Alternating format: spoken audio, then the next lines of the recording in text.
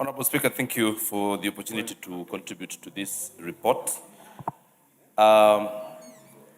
It is true, you formed a committee and asked us to go and investigate and find out exactly what is ailing the small-scale tea sector, and we did. Mr. Speaker, one of the things that we found out is that we have a systemic problem, especially in the West of Rift. And this systemic problem is caused by tea hawking that happens in the West. The proliferation of private factories that have been, praying for tea produce from the farmers from the small-scale holder farmers has created an existential threat. It is very difficult to put in proper mechanisms to have proper quality of tea effected by the KTDA holder factories around there.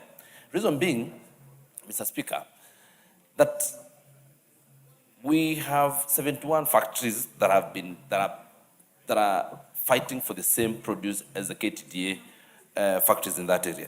And therefore, Mr. Speaker, we would ask the Ministry of Agriculture, especially through the Tea Board of Kenya, to make sure that they curb this menace of tea hawking, because they're the people who are licensing these very many factories that are against the law because they do not have requisite tea bushes to prune from.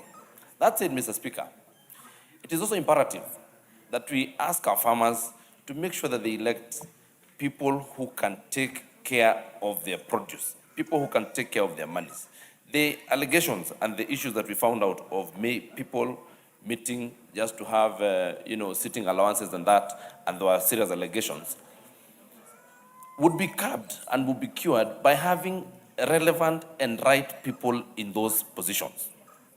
What would ask this House to do is to prevail upon the State Department of Agriculture to implement the measures and to make sure that we have in place regulations for the Tea Act that are now supposed to effect the proper conduct of leaders and the proper conduct of all the people in the value chain.